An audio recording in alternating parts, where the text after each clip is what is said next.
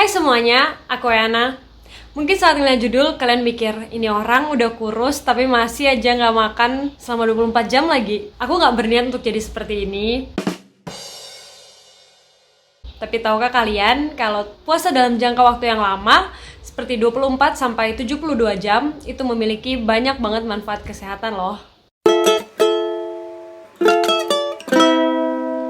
Oke, sebelum kita lanjut, aku mau disclaimer terlebih dahulu. Aku tidak melakukan hal ini semata-mata hanya untuk fat loss atau weight loss. Jadi bukan untuk penurunan berat badan atau penurunan massa lemak.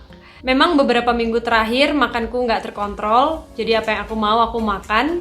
Karena itu berat badanku naik sekitar 2 kilo gitu. Cuman kalau goalnya hanya untuk fat dan weight loss, masih ada cara lain yang bisa dilakukan dalam jangka panjang, seperti versi lain dari intermittent fasting, di mana kita bisa makan dalam waktu 8 jam dan puasa 16 jam. Atau yang paling simpel adalah defisit kalori, di mana aku bisa makan apapun tapi tetap dibatasi kalori yang masuk ke dalam tubuh. Jadi aku melakukan hal ini karena aku beneran penasaran sama hasilnya yang akan kita bahas nanti. Jadi bukan untuk fat atau weight loss, apalagi untuk menghukum diri sendiri karena udah makan gak terkontrol gitu. Jadi it's not about that. Disclaimer yang selanjutnya, puasa dalam waktu lama seperti ini tidak dianjurkan buat kalian yang lagi hamil atau menyusui, punya eating disorder, underweight, dan punya masalah kesehatan pada hati, sakit kepala, migrain, atau diabetes tipe 1. Jadi buat kalian yang sudah aku sebutin tadi, itu jangan melakukan puasa dalam waktu lama. Tidak dianjurkan. Ini adalah puasa 24 jam pertamaku, tapi aku cukup familiar sama yang namanya intermittent fasting. Jadi sebelumnya itu pernah ikut yang puasa 16 jam. Jadi aku pikir 24 jam mungkin aku bisa melaluinya. Tapi sebelum puasa aku nggak melakukan lagi persiapan-persiapan. Aku makan dalam porsi yang wajar, porsi yang normal. Tapi saat aku research untuk video ini, banyak yang menganjurkan untuk mempersiapkan diri dulu. Jadi mungkin kalian bisa puasa dalam tempo yang lebih singkat, baru kalian bisa go for a long run. Seperti 24 jam bahkan lebih. Jadi aku memutuskan buat mulai puasa hari Senin, hari normal. Saat aku baca-baca artikel juga sebenarnya banyak yang menganjurkan untuk melakukan puasa di hari-hari yang kita tidak terlalu banyak beraktivitas. Mungkin seperti hari Sabtu atau hari Minggu. Nah, cuma karena aku penasaran gimana hasilnya saat aku beraktivitas seperti biasa namun puasa, jadi aku melakukannya di hari Senin. Aku mulai puasa ini jam 7 pagi dan akan mengakhirinya jam 7 pagi di hari Selasa. Sekarang udah jam setengah 11, berarti udah 3,5 jam dari waktu aku mulai puasa. Aku beraktivitas seperti biasa, ini lagi kerja, and I'm feeling just fine, karena belum lama juga sih. Sekarang udah jam setengah 5, berarti hampir 12 jam. Ini mau olahraga, mau lari, kuat nggak ya kira-kira? I don't know. Hai semuanya, ini habis lari sore. Jadi tadi tuh berhasil 65 kilo. Aku kira bakal nggak kuat sih. Kirain bakal berhenti di tengah jalan terus lanjutin jalan aja, tapi ternyata kuat, lari terus seperti biasa. Dan setelah ini sekarang nggak ada rasa lapar, nggak ada rasa lesu, capek gitu, nggak ada sih. Yay! Ini botol kedua buat hari ini. Target saat puasa itu minum 2 liter air dan ini 1 liter gitu. Penting banget sih buat menghidrasi tubuh saat puasa supaya nggak dehidrasi.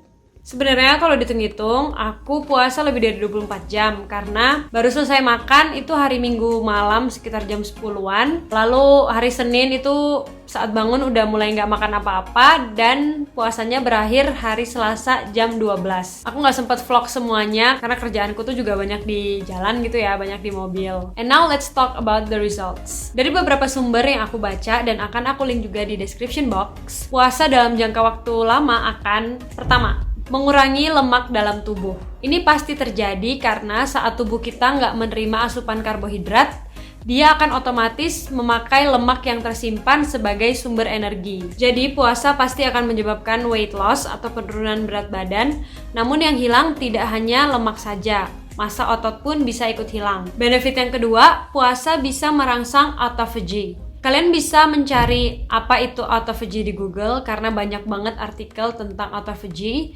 Namun singkatnya, autophagy adalah proses regenerasi sel dalam tubuh secara alami. Intinya, saat autophagy, tubuh akan membuang bahkan menghancurkan sel-sel atau molekul-molekul yang sudah tidak diperlukan lagi. Autophagy juga dapat membersihkan racun dalam tubuh, jadi bisa dibilang proses detox-nya tubuh. Autophagy juga dikatakan dapat mencegah penyakit kanker dan Alzheimer. Benefit yang selanjutnya, puasa dapat meningkatkan sensitivitas hormon leptin dan hormon insulin di dalam tubuh kita. Kedua hormon ini adalah hormon yang berperan penting dalam metabolisme tubuh. Hormon insulin adalah hormon yang berfungsi untuk mengubah glukosa menjadi energi. Hormon ini juga adalah hormon yang mengatur kadar gula darah di dalam tubuh kita. Jadi, jika sensitivitas hormon insulin kita meningkat, kadar gula darah kita bisa menurun. Sedangkan hormon leptin adalah hormon yang membuat kita merasa kenyang.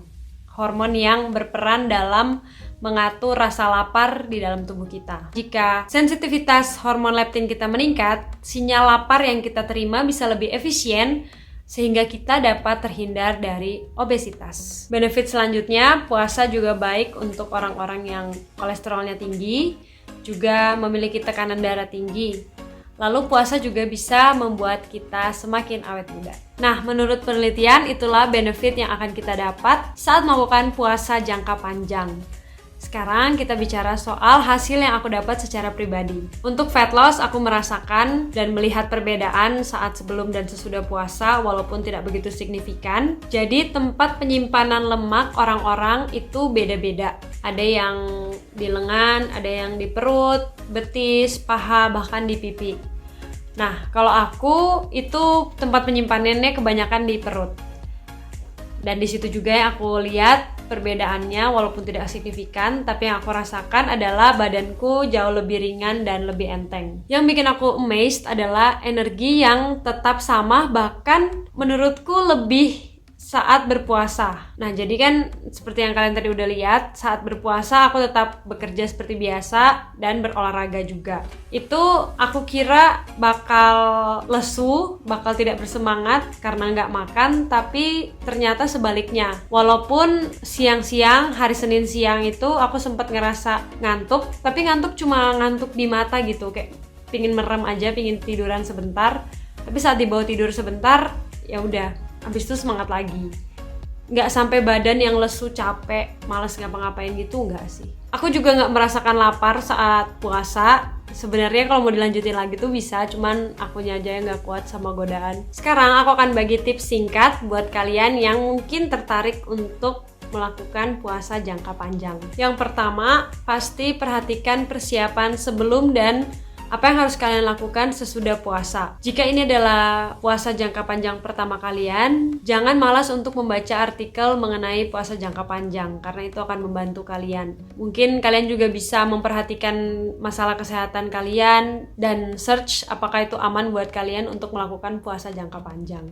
Seperti yang aku bilang di awal video, mungkin kalian bisa start dengan puasa yang lebih singkat dulu, nggak harus langsung 1 hari, untuk melihat bagaimana kondisi tubuh kalian saat tanpa makanan. Dan tips yang kedua adalah pastikan tubuh kalian terhidrasi dengan baik. Jadi kalian mesti banyak minum untuk menghindari dehidrasi. Tips yang ketiga adalah listen to your body. Dengerin sinyal-sinyal apa yang dikirim oleh tubuh kalian saat berpuasa. Jika mungkin ada bagian yang sudah mulai sakit, misalnya contoh mah kalian udah mulai sakit, mungkin menurutku lebih aman untuk tidak meneruskan puasa karena kesehatan yang lebih penting. Mulailah makan sedikit-sedikit gitu, nggak langsung banyak juga. Ya, itu yang bisa aku bagikan soal puasa jangka panjang. Kemungkinan besar aku akan melakukan puasa jangka panjang, mungkin seminggu sekali atau 2 minggu sekali. Melihat tubuhku yang baik-baik aja saat puasa, bahkan lebih baik. Juga benefit-benefit yang akan aku dapat mungkin akan lebih kelihatan bedanya saat aku melakukan ini dengan rutin. That's it for today's video. Please like and share this video to your friends to help this channel grow. Thank you so much for watching. I'll see you next week. Bye!